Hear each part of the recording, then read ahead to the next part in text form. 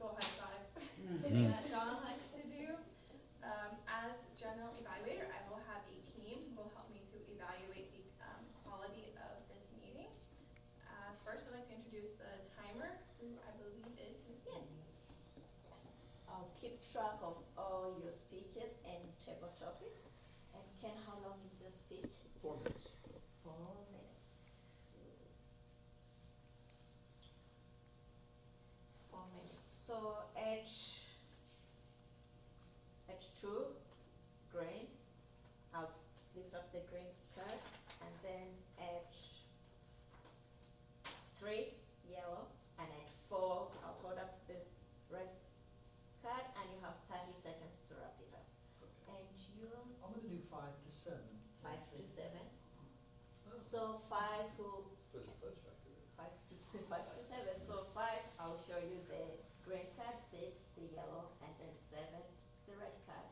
And then you have 30 seconds to wrap it up for 30 minutes. Excuse me, but Ken just mentioned, maybe his should more like be 4 to 6, you think? 4 to 6? 4, or excuse me, 3, 4, Five. and 5.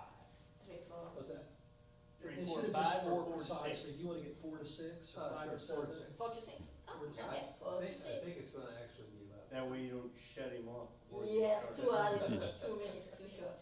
Yeah, I think it's gonna actually be 3.5 minutes, but 3 we'll and see. a half. We'll Okay. see. Now, and then we have our table topics, and those are 2 minutes, and we don't use the cards, so you just have to We have Time somebody yourself. assigned to do table topic. Yeah, You're gonna do it. Doing everything. my fingers and everything. Yes. Okay. And then the evaluations of the speeches will be 2 to 3 minutes. Thank you. Thank you. The second member of our evaluation team is the grammarian. Yes, thank you, Madam General Evaluator. As a grammarian, I will be not counting ums and ahs, it's odd counter anymore. We used to do that with this role, but correct usage of the English language, words of the day that are used. I'd like to be strict as well on the grammarian report, especially since we don't do the ums and ahs anymore, just to make sure that we're all speaking as clearly as we can. I know we have our crutch words and double clutches and lots of other stuff we throw in there, so I'll try and note that as best as I can and report at the end of the meeting. And our final team member is the odd counter. Ms. Sarah. My duty is to keep track of the ahs, the ums, the so's, the long pauses, or inappropriate verbal habits by speakers, such as repeat words and phrases that don't really make sense, which I think is a lot of also what the grammarian does. So we'll catch it between the two of us. So it's my pleasure to introduce our first speaker, Mr. Dick Horton. He is conducting a series in conjunction with his Advanced Communicator Gold certification. So today is his 6th of 7 speeches of the Successful Leadership Series Manual. So completion of this will be his final step in earning his DTM or Distinguished Toastmaster Award. The title of today's speech is Coaching for Success.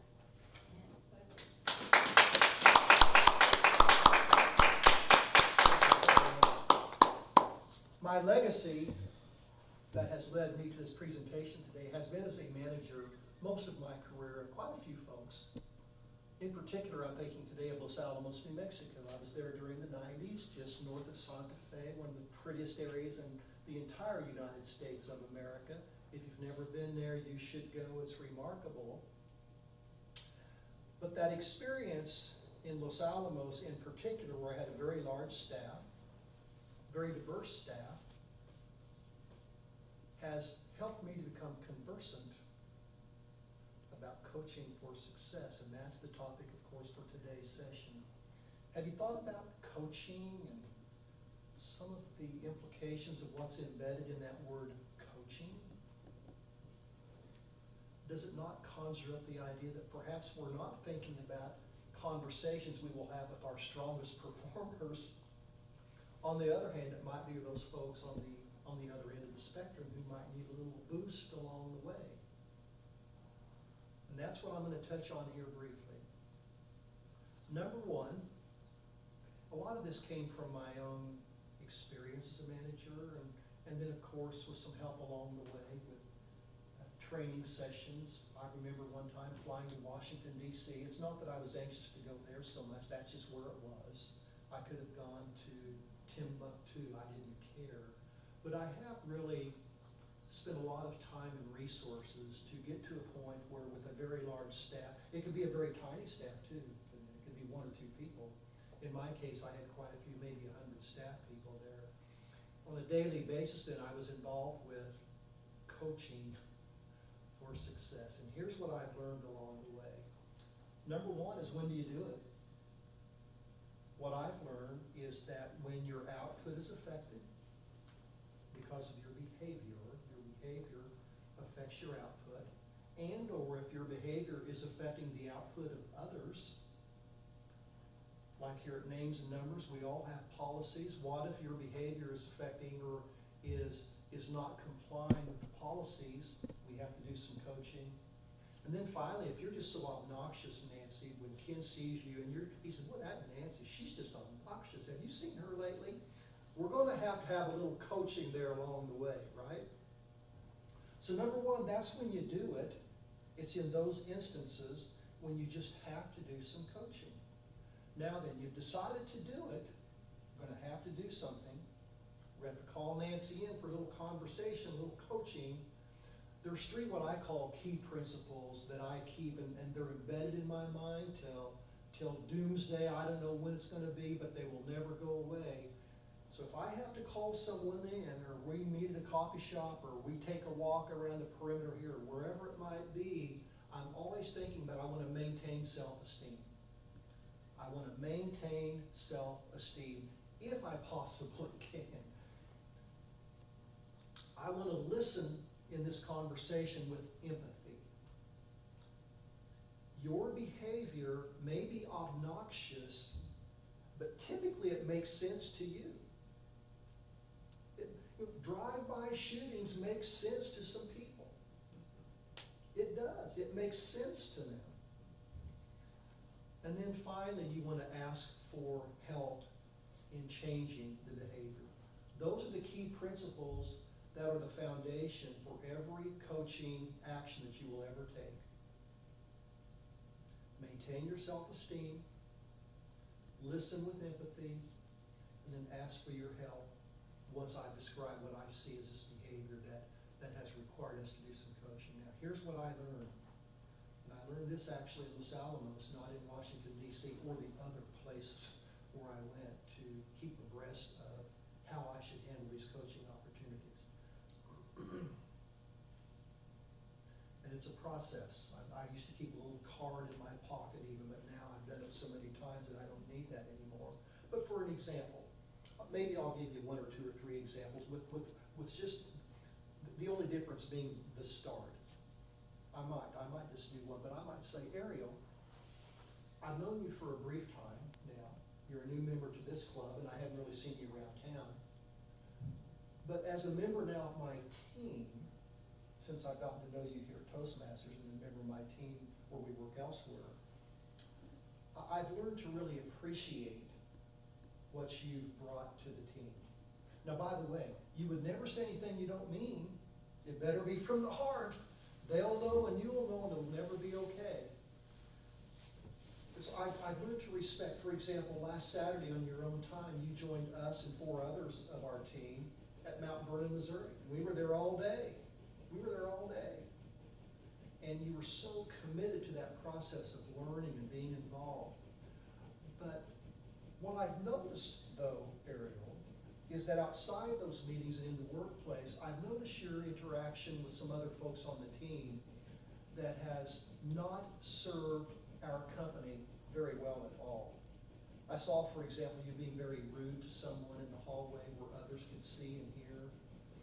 I've seen you, when you turn in some of your work, that if someone suggests it's not quite the way it should be, you get really offended by that. You're very kind of abrasive in your response to them.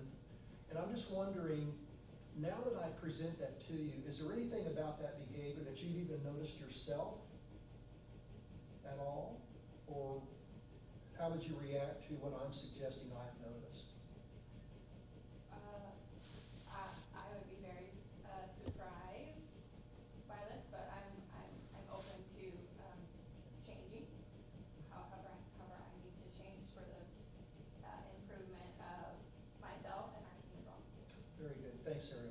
Well, I felt you, knowing you just a little bit, I thought you might respond that way. So then, can we agree then that now that you're aware of this behavior that has been really kind of negative in our workplace, that we can maybe kind of write that down and kind of validate, not validate, but just reduce it to writing so that we can talk about it again in a few weeks, maybe 3 or 4 weeks or so. Is that okay with you, that we work on some kind of way to, now that you're aware of the behavior, to work on some changes that we can work on? Would that be okay? Yes, I would appreciate that very much. Good. Well, listen, thanks, Ariel. That then is what we will do moving forward, and I'm confident that when we've worked our way through this particular item, that we'll be just fine moving forward. But that is the process, and I'm gonna tell you, I've been in some awful, like we all have, terrible situations. As a park and recreation guy way back when, and you get a ball player that's really mad because they lost the game, and they come in raising hell in your office, and they're stomping up and down and red in the face, and they're gonna do this, that, and the other. You still have to try to find a way to say, hey, listen, Joe, we've known each other a long time. You've played ball for many years. I know we've disagreed a lot over the years, but what I do know is that this is coming from your heart. You know, you're passionate about your ball, softball. You're passionate about that. It's what you live, work, and die, and breathe, and sleep for. So then I do respect that about you. I know we disagree, but then can we talk about, and then I go through the process. So you can take almost any example. Now, there's nothing 100%, right? There's just those instances where you just can't do it. But there is that approach that does work extremely well. Self-esteem, listen, talk about a solution, agree to meet again, and try to bring some closure to it. That is the process. Thank you for this opportunity, Toastmasters. Thank you.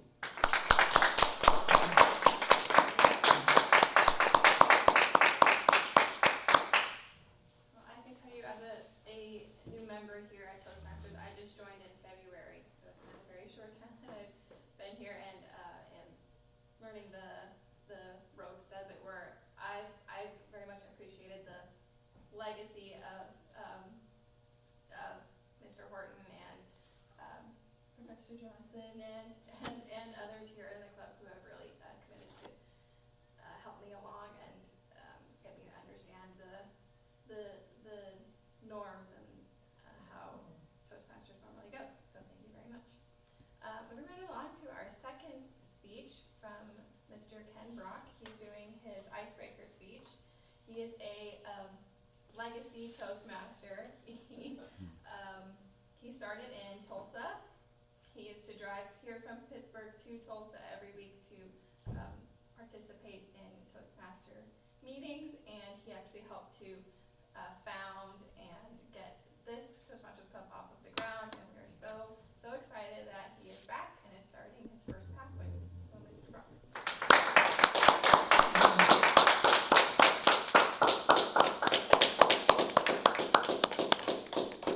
Thank you very much.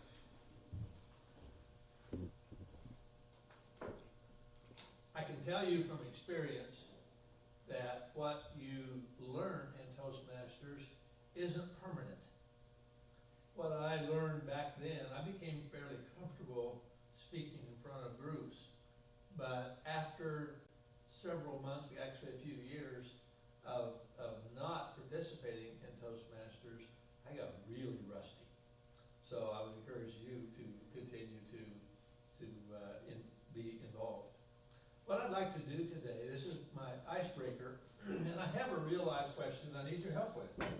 I'm going to present to you a speech that I'll be giving at the ribbon cutting of the highway next Monday, south of Fort Scott, and I want you to evaluate it, particularly in the light that I wrote the speech in a way that I would like to present it, and I have several points in it that I think are important, and if I just speak it without looking at my notes, my So I'll do the best I can, not to read, but nonetheless, probably will look at it some degree. Then I'm going to invite you to evaluate the heck out of it and give you some pointers about how to write a speech without, and present it without reading it. So, here we go. You'll be the governor. Governor Kelly, Secretary Lorenz, progress is fun. Welcome today to a celebration of progress. I'm excited, and I know you are too. Let me tell you a couple of stories that led us to this event. First, regarding Governor Kelly. When she was a candidate for governor, we hosted a reception for her in our office, in fact, in this room. We had a good turnout, and she was very gracious, and it was a good event. I think she actually had a pretty good time. However, during the event, I presented her with a pledge to finish 69 Highway to at least Pittsburgh if she won the election. She said she seldom signed pledges, but would make an exception for us. Help me say thank you to the governor for her support of Southeast Kansas. So, the second story is about Jake LaTurner, our secretary, our state treasurer. In the spring of 2016, KDOT announced a delay in 23 highway projects across Kansas, including this one. Jake, a state senator at the time, went to the governor's office along with representatives from the Highway 69 Association to explore alternate funding that would help keep our projects on pace. I watched Jake advocate on our behalf, and here we are today with this finished section of the highway. Once again, help me say thank you to Jake for his very active role in supporting 69 Highway. Even as we enjoy this celebration of progress, we know there's a lot to be done as we progress toward Pittsburgh and ultimately to I-44. And in highway construction terms, we are moving toward those goals as fast as that highway building machine will run. Thanks in large part to the consensus of this entire community and of course the support of KDOT and the governor's office. This celebration marks the completion of 76 miles of 4-lane. 11 more miles will get the 4-lane to Pittsburgh in the near future. After that, only 40 more miles will get us to I-44. Some people like to say they'll never see it in their lifetime. Well, I have a question for them to answer.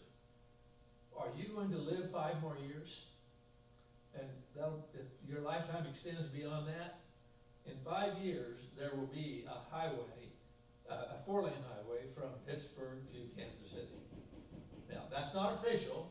KDOT has not said that. That's just Ken projecting and reading between the lines. But I believe that we'll have that 4-lane highway completed in 5 years. Thank you all for your passionate and continuing support of Highway 69. And Toastmaster.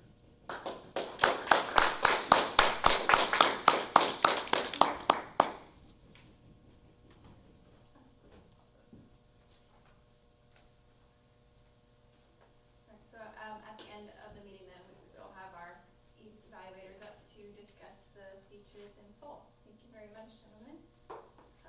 We're going to move right along to our table topics section, or part of the meeting. This part is a very, very fun, a fun part of the meeting because we all get to have a turn to stand and say something. Because our theme today is legacy, I have been thinking a lot about what that means. This summer for our country is kind of the season of patriotic holidays. At the beginning of this month, and we celebrated the 75th anniversary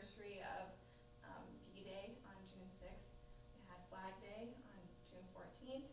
We have, of course, Independence Day coming up soon on July 4th. And as I think on what those holidays mean, what they help us all to remember each and every year, to discuss it with our children, to think about our parents and grandparents and all people who have come before us.